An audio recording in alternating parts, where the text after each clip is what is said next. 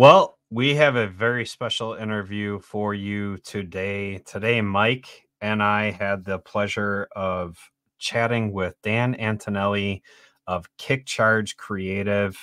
He's is the premier, the authority on home service company branding. He leaves us with a ton of information. He's got 3 decades in branding. Amazing guy, really amazing content. Listen up, and I hope that we leave you with some very actionable items to help you think about, is your brand working for the customers that you're trying to attract? His book is Branded, Not Blanded. You can see that down in the graphic. Great book, great interview. Hope you guys enjoy it. You're listening to the Service Alliance Group podcast, your premier destination for everything in the home service industry. Subscribe to our channel for business insights, education, and exclusive interviews with top home service industry experts. Well, welcome. I am your host with the most equipment, Zach Kreider, and alongside of me we have Mr. Mike Carson. How you doing? How's everybody doing? And today we've got Dan Antonelli. What's up, guys? How you doing, Dan? I'm awesome. So grateful to be here. Thank you for allowing me to share some thoughts on branding, which is obviously my favorite topic, and just happy to be here. So thank you. Yeah, we're glad to have you along. We've been friends on Facebook, and I've been friends with some of the people that you've influenced in the branding world for years. And so I'm very aware of who you are, the way that you go. But I want to share with our audience, like, just how important this is, right? So you have been in the branding space for over 3 decades, right? It's next year be 30 years for when I started the company. I did it a few years prior to starting the company officially. So yeah, I've got a little over 3 decades probably of doing this. Long time. So first of all, tell us about your company, KickCharge, and then, like, how did you get involved in brand? I mean, like, it's not something everyone thinks about. So how did you get involved in branding?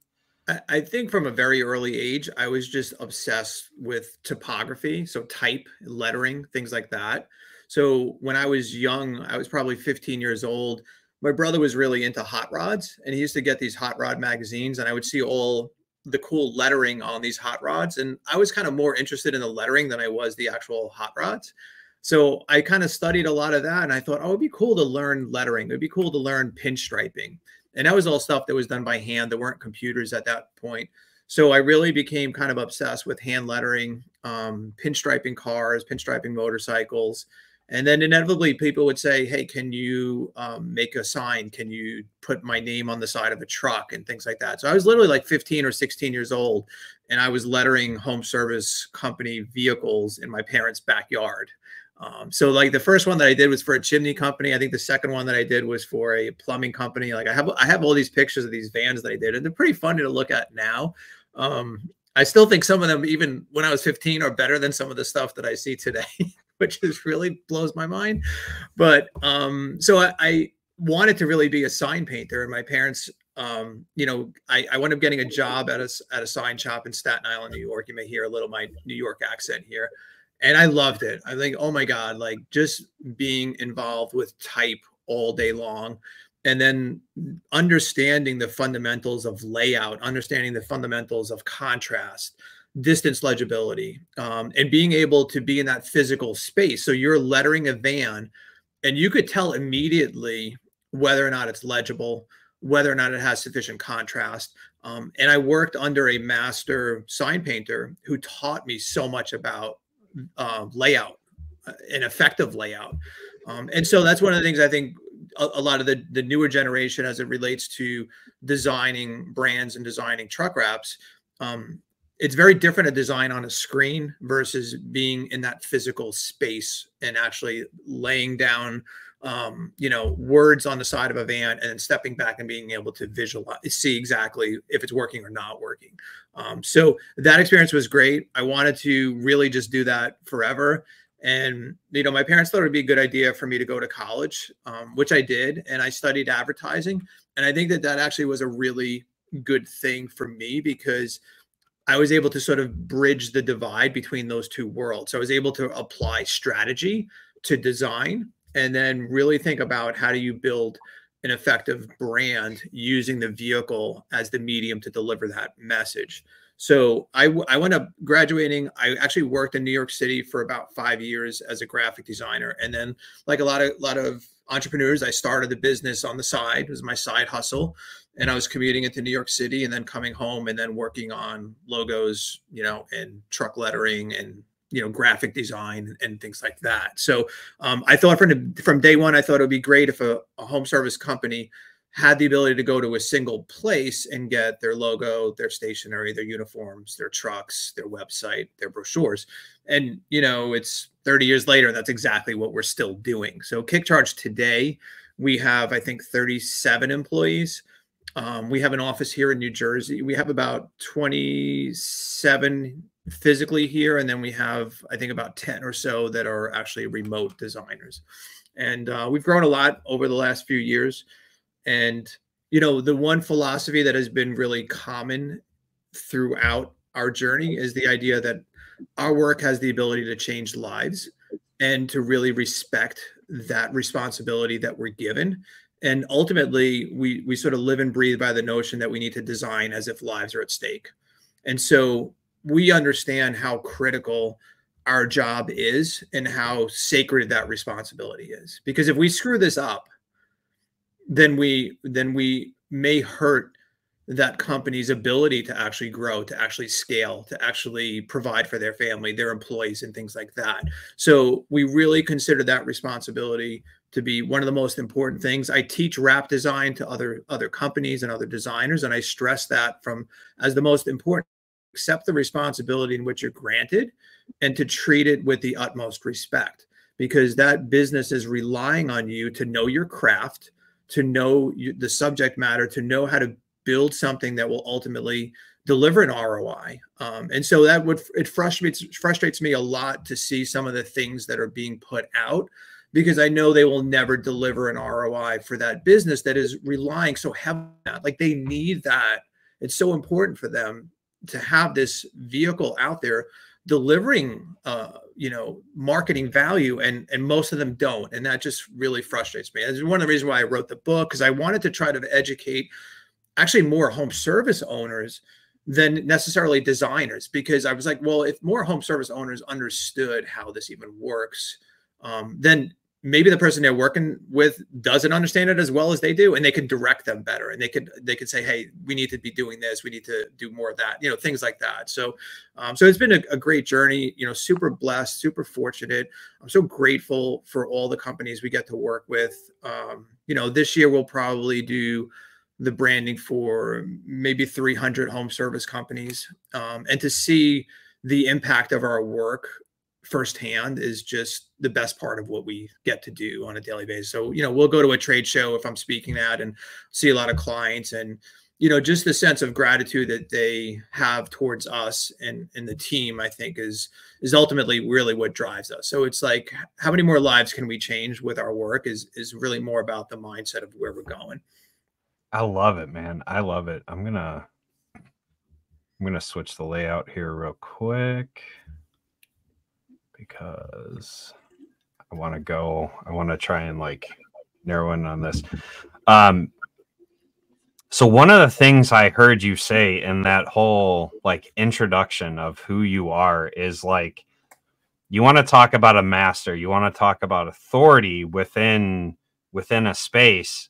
The things that I heard from you are like this obsession with your skill set, this respect for what you do, and the gratefulness that comes out of like this accomplishment. It's not just like, hey, I did this thing, but like you're truly grateful. You're truly obsessed with all that.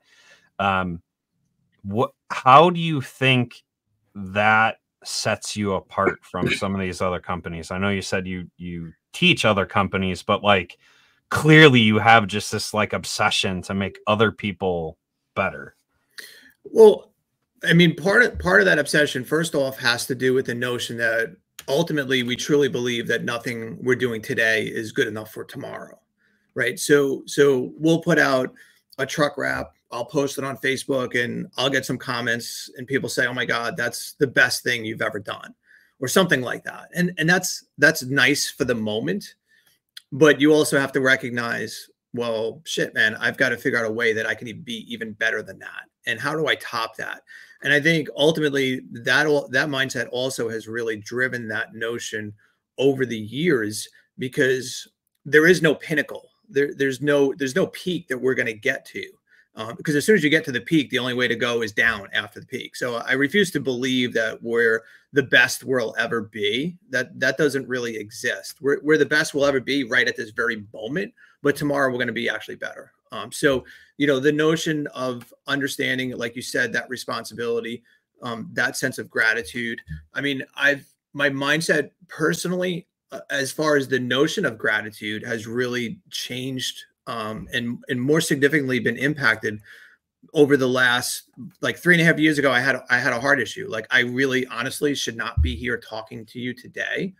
And coming out of that experience, I just really sort of redoubled my efforts to be mindful of the sense of gratitude I have, first of all, for just being alive. And second of all, the idea that I get to play such a significant role in the lives of these home service companies. And so when you said earlier about almost like, well, a lot of companies don't get that, or some people don't really understand that are in this space.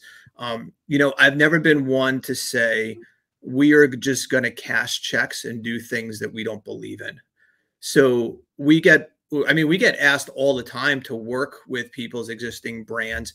And if I don't feel I can deliver value with what they have, I'm not going to take your money, because I know it will not deliver the ROI that you would expect it to. So we say no quite often, because I'm just not in the business of just cashing checks for things I can't put my heart into, and for things that I don't believe will actually move the needle forward for you. Some people get upset when you say, I can't work with your logo. And it's not because I'm trying to sell you a new one. It's because I'm just not going to take money to work with what you have, because it will never function well for what you want it to do for you. So, like, I'm sure there's 1,000 other people that are going to be happy to take your money and cash the checks and move on with their life. Like, sometimes there's a mindset within that industry that it's ink on paper or ink on vinyl. And if you think that that's all that you're providing to that customer is ink on vinyl, then go ahead, sell it vinyl by the pound and collect your checks. But I can't do that. Like, I can't just give you something that is not going to work and move on with my life, because I take it way too personal to do that. So, again, like, I wish more people really, really respected that responsibility. And listen, some people don't have the luxury to say no. And I understand that too.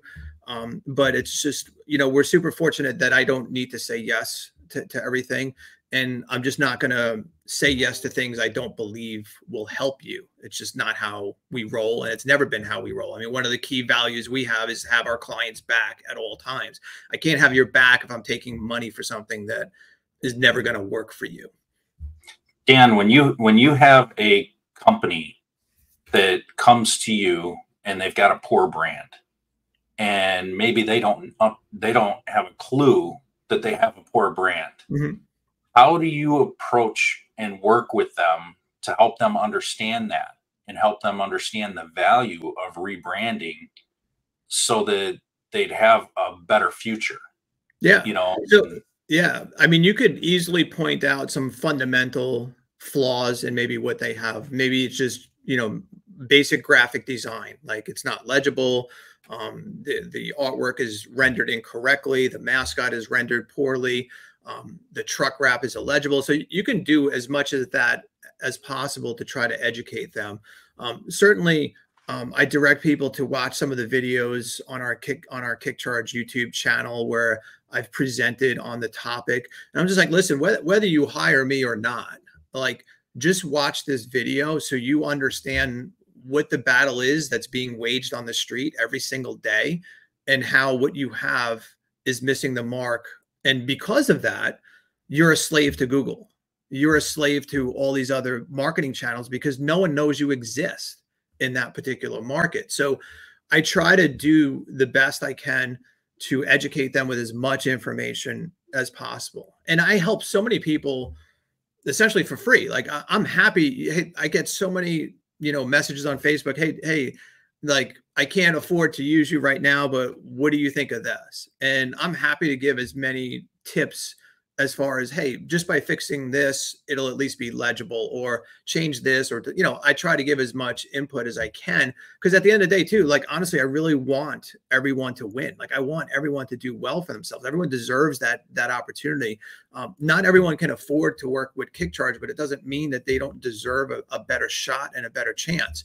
So, I wrote the book also as a mechanism to try to educate as many home service owners as I could, so that they can be, better educated themselves about it. Because like you said, Mike, like, they just don't understand it. And that's okay. It's like me trying to understand, like, how to run a line set or how to do a load calc. Like, I don't know how to do that. Like, but my livelihood doesn't depend on it either.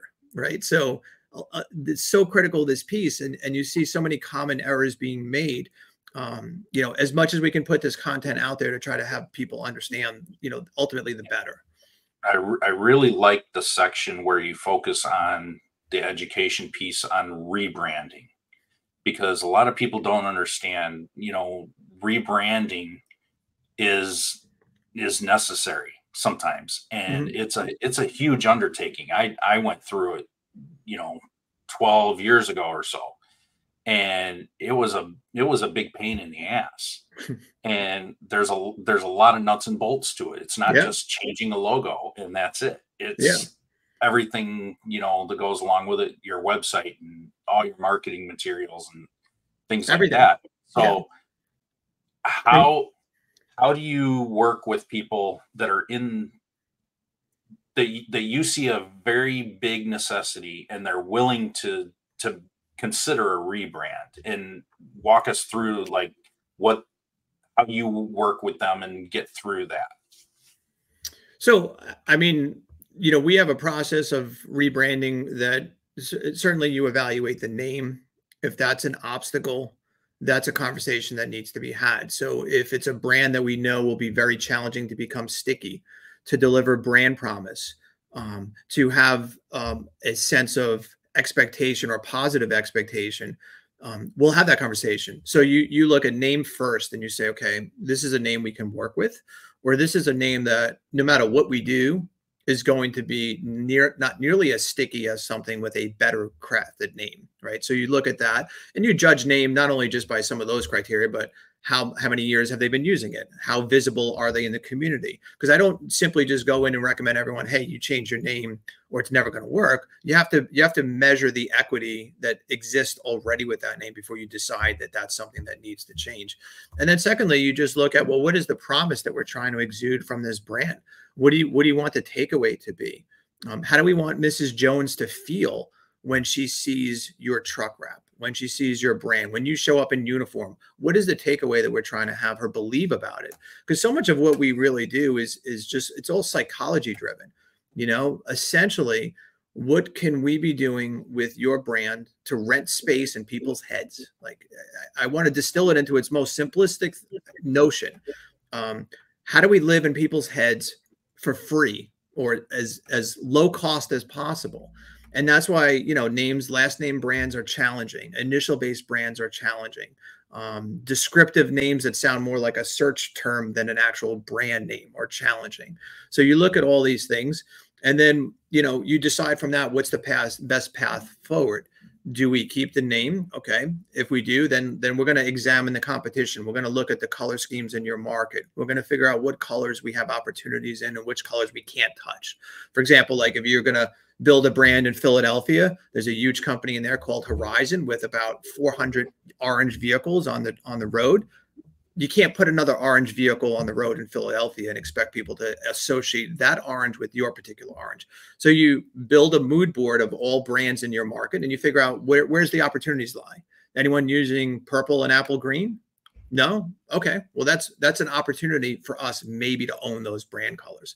It's also something you look at when you say, common colors are very difficult to own. So the psychology of colors become a very important piece of it, because if everyone's using red, white, and blue in the HVAC space, well, why would I put another red, white, and blue brand out in that particular space? Not only is it difficult to own because there's so many other companies using it, it's difficult to own because it's so closely associated with Americana. So it's very naive to think that you're going to be known by red, white, and blue because it's so unique to you, right? That's never going to really happen. Of the purple cow. Yeah, exactly. It is the same, and I talk about that in the book. Seth's book, Purple Cow, is a great example of the notion of disruption. And so we figure out kind of the strategy. Are there a lot of, clean and corporate brands in your market? Are there a lot of mascot brands in your market? Not every brand needs a mascot, and not every brand should get a mascot. It really is going to be market driven for one, and it's also going to be driven by what is the key takeaways that we're hoping to lead in with. So, the other thing to also, just bear in mind too, as far as when you evaluate the brands, I think the thing that we see most often is we see companies come to us and they provide a great service. Like, they've got all that shit dialed in. Like, they've got best practices, they've got the booties on, they know how to answer the phones, they got trained CSRs, trained technicians. So when they get in the home, they do a great job. The problem is most of them don't look like they do a great job. If you were to judge them by all the visuals that are being presented to them, you can't get there. And Mrs. Jones can't get there either. She may get there if you're lucky enough to get the opportunity to service her. And then afterwards, she's like, they were great, they were amazing, awesome. But all we're trying to do is control what she believes before you get there.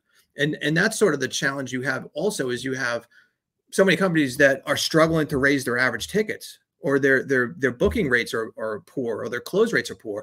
And part of it is driven by brand, because Mrs. Jones doesn't believe that there's a reason why she should pay more for your service, right? So that's the other piece, is a lot of owners hit a brick wall because they're trying to increase their average tickets. They just haven't provided a sense of value that the homeowner believes that they should pay more for, right? So we see so many examples. Oh my God, the data is so crazy to look at as far as average ticket increases after rebranding. Like, it's crazy. And those are just numbers that go straight basically to bottom line, like, which is awesome to see.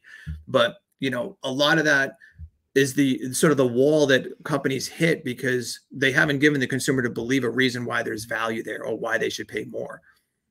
So one of the things that you said was the initials, the last name, that kind of stuff doesn't work, right? So I owned a appliance repair company, Gordon's Appliance Repair. It was the last name. And in town, it was great. But as soon as I got out of town, it was just not real sticky, right?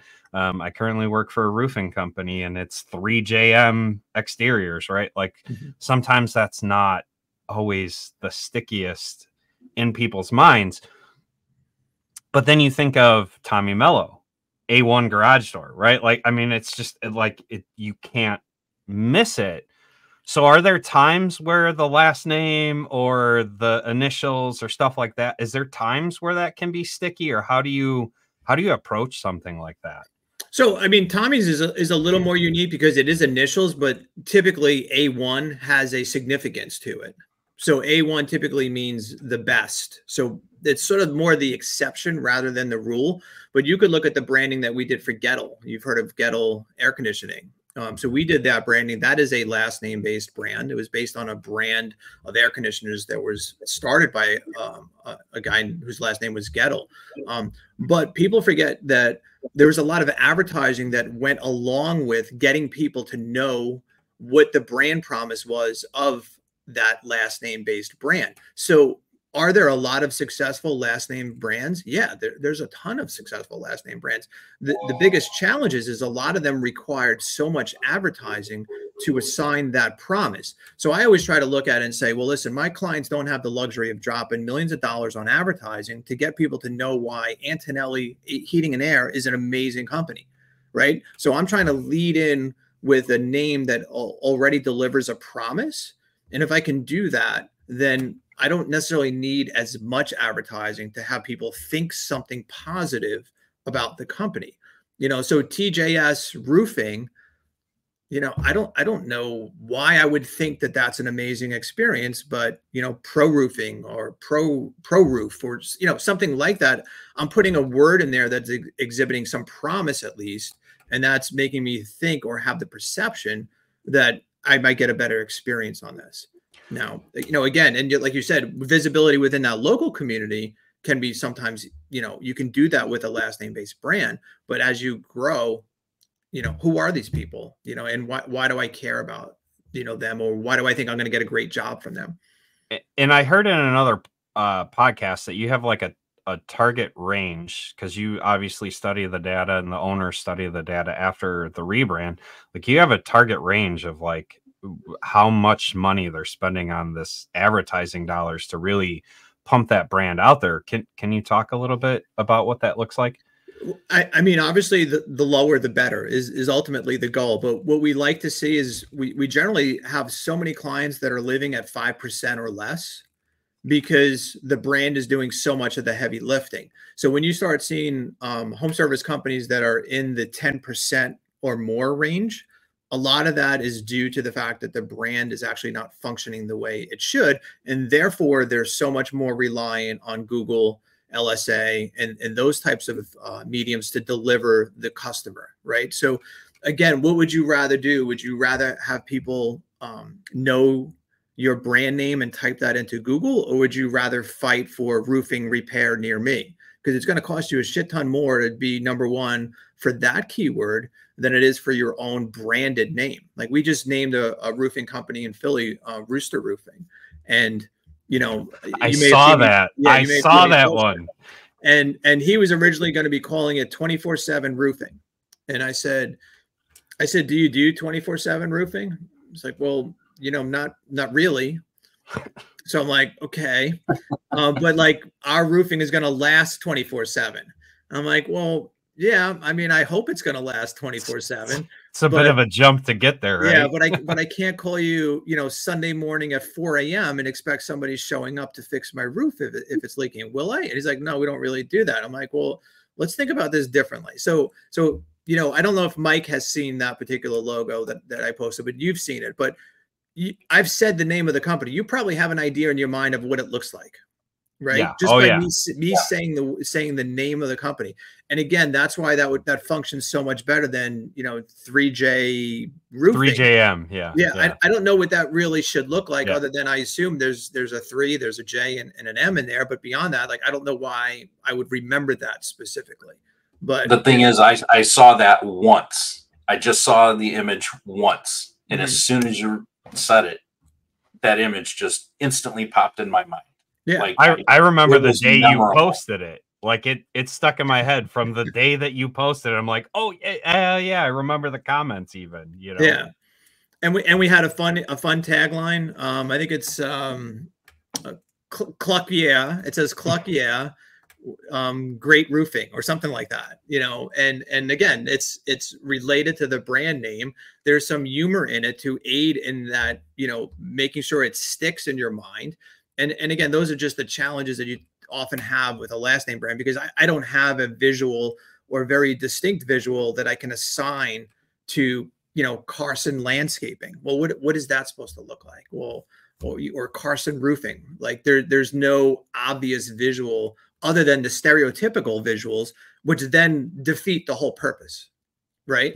So if you're gonna build a roofing company and it's got the typical clip art roofs, why is Mrs. Jones ever going to remember that? You think we got a better shot at her remembering Rooster Roofing than Carson Roofing with the clip art? Like, so that's all part, again, of that psychology and the idea of renting space in their heads. So we've talked a lot about the wraps, and we've focused on our podcast a lot about the online presence, but branding is more than just that. Like, and you said you're like a one-stop shop. So what is your approach to a complete branding beyond the wraps, beyond the website material, that kind of stuff? What is your approach to that? So, in the book, I talk about the idea of this brand wheel, right? And the center of the wheel is going to be your logo. And then the spokes around that wheel are all the things that integrate that logo. And that comprises your brand. So you have your social media presence, your social media graphics, your truck wraps, your uniforms, your collateral. So your membership brochures, and all those pieces, like a billboard, a site sign, the business card you hand out, all those pieces need to be conveying the same messaging. They need to convey the same aesthetic. So if I pick up one of those pieces, or I view something online on your website, I know, oh my God, that's Rooster Roofing, because I can tell just by the colors, I can tell by the fonts, I can tell by the voice, right? So consistency across that will make the brand even stronger.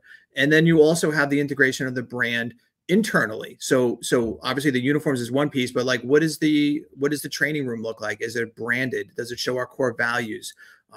So those are the other aspects of how the brand affects culture and the internal audience, and why it's so important for them as well. So it's way beyond just the cool logo. It's how that logo lives and breathes in all these other different environments. And that's where often you see, people, I think miss that piece of it, because there's so many maybe different vendors touching their stuff. Like you've got the truck wrap guy has his own spin on how your logo is supposed to look.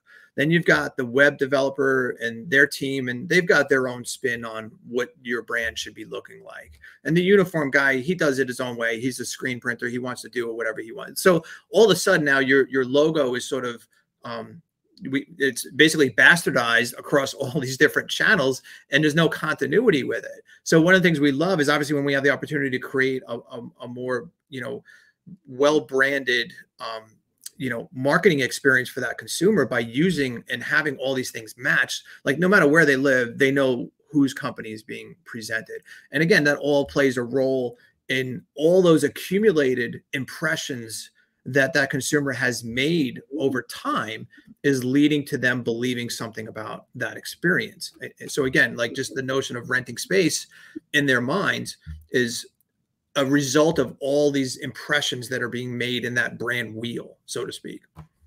So with a brand wheel, do you, obviously you're one-stop shop, but not everyone will one-stop shop, right? You talked about the shirt guy and so do you guys provide a brand guide for your clientele? Okay. Yeah, 100%. So, our brand guide, I think it's about 12 pages long. It'll talk about the fonts. It'll talk about the colors used. It'll talk about all the codes for your colors, the PMS codes, the digital codes, so that you could literally give this guide to whomever you're working with and say, just follow the instructions here. The colors are indicated. Here's the fonts that you must use. Don't go rogue on us, right? So that's the one thing you want to make sure of, is like, we're not suddenly introducing, brush script as our headline font in our marketing brochure. Like, that doesn't belong there. So we use that as a mechanism, because you've invested a lot into getting that actual logo created. And the worst thing you can do is start having people interpret it. So we use that guide as something that you don't have to be tied to KickCharge if you don't want to be. You can simply give this to your other vendors and say, here, follow this. Don't put any colors that are not in this book on anything that we are doing. All right. So use that as something to make sure that you're consistently communicating that same messaging and consistently communicating the brand, no matter what the platform or the medium is. That blows my mind. I've seen 1 or 2 page brand guides. I've never seen 12 page. I mean, like, that's just like, yeah, we have really 60, go next level. Yeah. We have like ones that are 60 pages too. It just depends. But the basic one that we do is I think it's about 12 pages. But we've done ones that literally it's an entire roadmap of every single thing you could ever do with your brand. So we show examples of collateral, we show billboards, we show how the tagline needs to be integrated, the brand voice. Like, it can get really elaborate, but the most basic version will still give you a lot of great tools to get what you need moving forward. That's really cool. I'm going to pick on our brand for a second here. So you can see just down below me, the Service Alliance Group logo. Yep. How far off are we? Like, I'm good with being picked on. I think it's cool. I think I wish that, and I'm only seeing it obviously just in one color. I assume that maybe there's a 2-color version of it just to give it a little bit of contrast, maybe. Yeah, it's the same blue, light blue and dark blue that it's actually sitting on. I think it's cool that I see the house in there in the middle. And I think around this circle are just people, or meant to represent the people. So yeah, no, I like it. It's clean. I like the tagline underneath, elevating the industry. The T should be lowercase, but beyond that, it's okay. That's awesome. Yeah, it's people around a table around the home. So yeah, I guess we weren't that far off. No, it's all good. It's all good. I like the type. I like everything. Yeah, it's good. Nice. So then, like for us, you would go through if we went and either just decided to dig deeper into our brand. So obviously we have a decent foundation. It's something to work with, right? You would then go in and go, okay, here's the typeface, here's the color. Like you would just like extrapolate out from there all these other things that we needed to do. Yeah, for sure.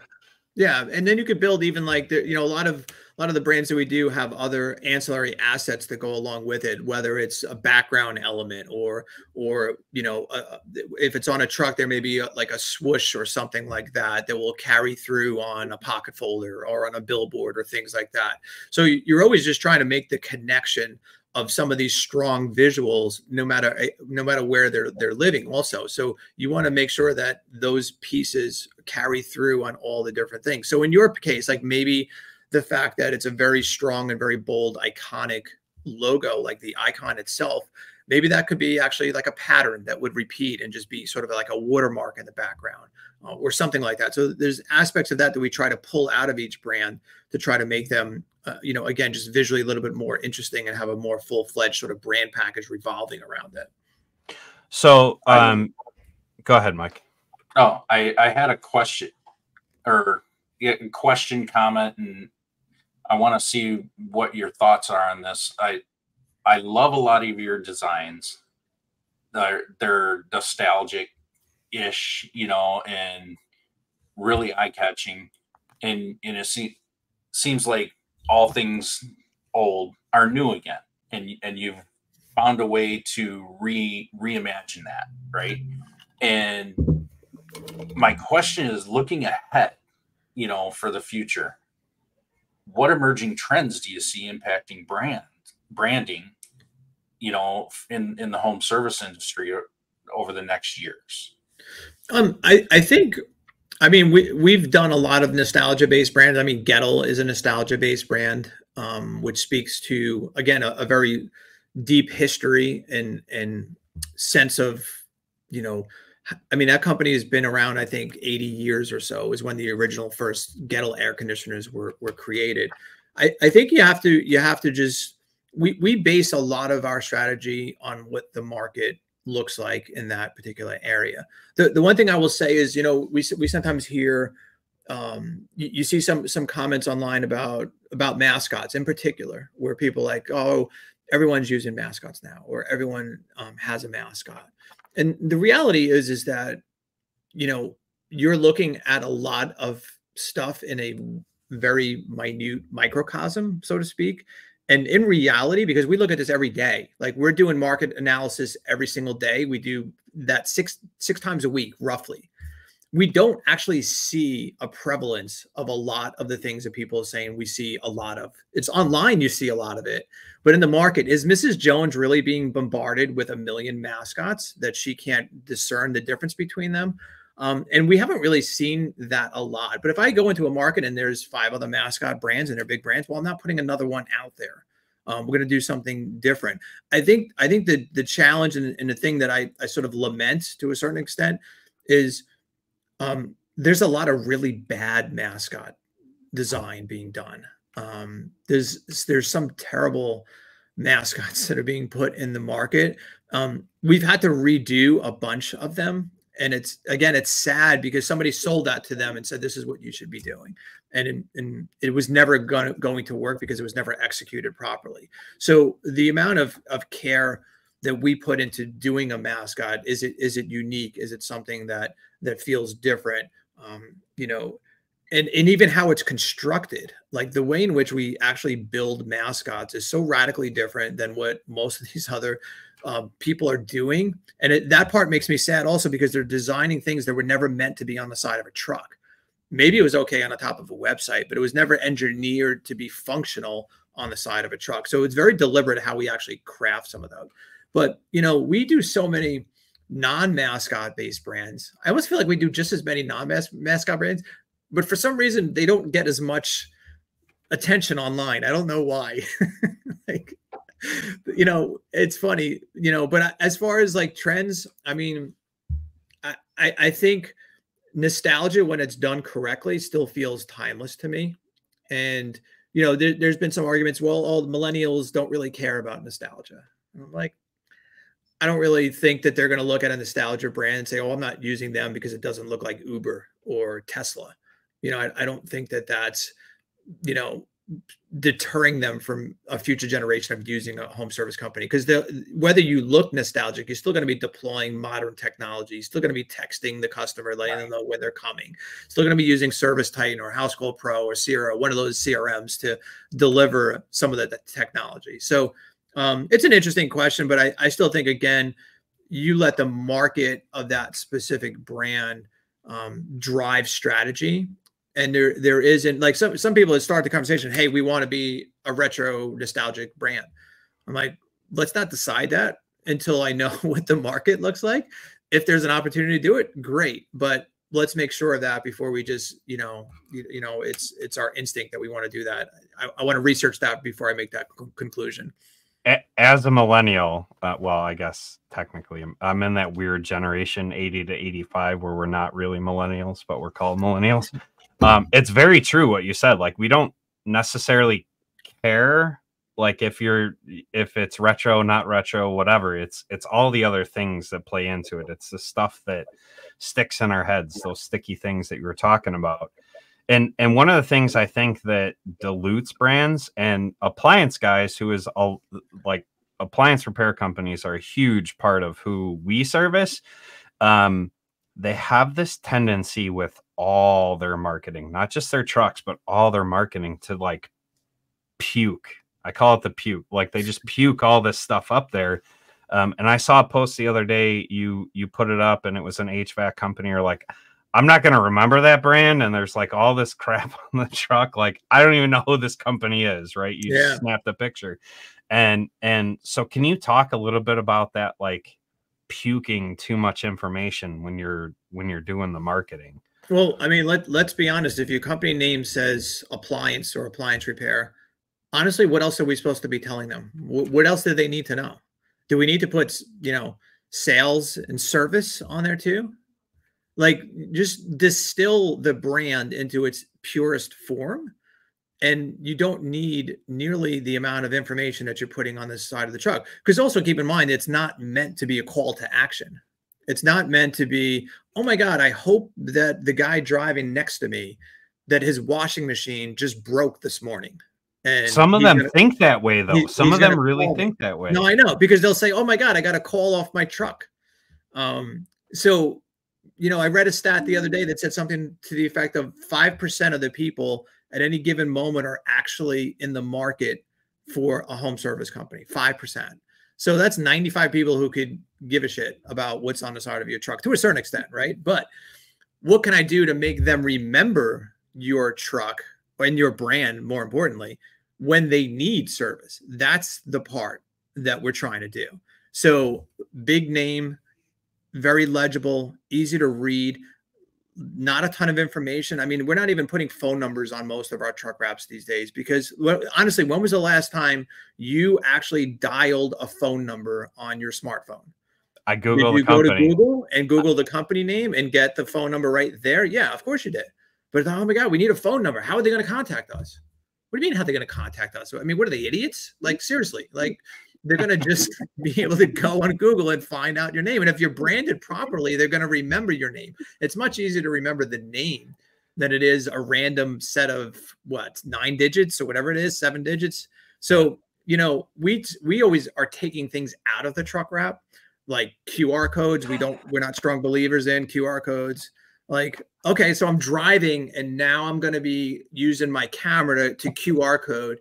Like, I don't know if I've actually tried to do it multiple times as a passenger, and Doesn't it's work. like nearly impossible. They're like, oh, well, what about when you're parked? Well, again, when you're parked, like you literally can't take a picture of the truck and figure out how to contact them, like whatever. So like I always look at anything that it gets in the way of delivering the message as something I don't want on my truck. So I don't want Facebook logos. I don't want Instagram logos. Okay, you're on Facebook. Okay. Like I never understood why people do that. Who cares? Like, shouldn't you, like, I expect you to be on Facebook. I don't need the Facebook logo for me to assume that you're on Facebook. You know, sales, service, installation. Okay. Like, isn't that painfully obvious? If you're an HVAC company, maybe not as much on the appliance because maybe you don't sell appliances, but, you know, credit card logo, like you see crazy stuff like still. And I'm just like, I don't understand, like appliance repair. What else do I really need to be saying here? You know, all makes and models, you know, or do I need to put the logo of every single manufacturer on my truck? Or the other notion is, well, I can get co-op dollars if I put, you know, the Carrier logo on my truck. Well, that's terrific. Now you just communicated to everybody that you only work on Carrier, right? So people don't understand some of that fundamental stuff because, you know, they're just so, you know, used to the idea that, you know, the more, the better, the more information I could put on there. I need them to know everything I do. No, you don't. Like, again, if it's branded properly, you don't need to put nearly as much information on there. So we've talked about a lot of stuff, and this can be like, this branding can be overwhelming. So what's the advice for a starting point for someone who's like, okay, well, now I just got told that my truck has too much puke and my name isn't memorable. And like, okay, where the hell do I start with all of this? Like, what is your piece of advice for like how to actually get started with even looking into, should I rebrand? This is going to sound way too self-promotional, but certainly just read my book. Is a great starting point because it gives you a roadmap to follow. I think one of the most important things to think about as you embark on a journey to perhaps rebrand is you have to understand the rollout and what an effective rollout strategy looks like. So you have to make sure that you're properly armed to roll out a brand or a rebrand properly. So I think that piece is really important. And, you know, listen, you know, learning as much as you can about the subject matter, you can direct a designer at least and understand why maybe what they're presenting to you won't work. I think there's a lot of bad information that exists in a lot of these groups. You know, I see it a lot in like, I'm in a few carpet cleaning Facebook groups and I see, you know, people post their trucks on there and they're so proud of it and they think it's effective and they think it's doing everything it should. And there's just a lot of really bad information about the subject. So, you know, just learn as much as you possibly can. Recognize also that what got you here today may not get you where do you want to go tomorrow. So, you know, a lot of people use the excuse and say, well, look at how well I've done with what I have. And that's awesome. Like that's amazing that what you've built with not even having the great fundamentals down. Like that's awesome. That shows me that you actually know how to run a business and you understand a lot. Now imagine what that would do if you had a better brand all these years. Like you'd be actually even further along. So, you know, I talk in the book, this quote, it says, success in spite of a poor brand is not a valid reason to perpetuate it. And you could look at Tommy Mello, who was at $35 million in revenue when he reached out to me and he said, Dan, this brand is not going to get me to where I want to go. And a lot of people could say like, holy shit, you made it to $35 million in revenue. And now you're saying it's not going to get you to, well, how is that even possible? But, you know, as soon as we rebranded him, I mean, it was a game changer for him. I mean, you can hear Tommy talk about it all the time, but, you know, looking and accepting the fact that maybe what you're doing today actually isn't going to take you to where you want to go in the future. And that takes there's a lot of ego involved in that. And I get it. I always like to say that, you know, brands are like warm blankets to their owners because they're so comfortable with it. Like, and I get it, you know, you've been using it for so long, you know, you started it and you're so proud of it. And, And then you also use the excuse, everybody knows it. Everybody knows my vans. Everybody knows. And if I change, no one's going to know who we are. Well, again, a lot of that's not really true, but certainly if you roll it out properly, I guarantee you won't miss a beat. I love that. That is a great quote. Brands are like warm blankets to their owners. It's so true. So many people just want to, this is what I know. This is what I'm comfortable with. And they don't want to. They don't want to take that chance. And I went through this, in 2017, we rebranded. We changed the name of the company after 22 years. So I've gone through it. I've walked the walk. I've had my ego in the way for a while where I was like, well, everybody knows this name. Why would I change it? And then I was like, wait, you idiot. That's what you tell everybody else. And you're not going to change? What makes you think you're so special? And so we did. We changed it. Can you tell us what your original company was and like what prompted that change? Yeah, it used to be called Graphic Designs, and it was Graphic D-Signs, right? And I thought that was a great name when I started it in 1995 because we did graphic design work and we also did signs. So I'm like, oh, that's genius. And I'm like, years go on.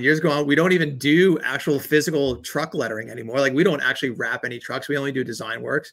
And I'm like, it's not even like a brand name. It's like a description, right?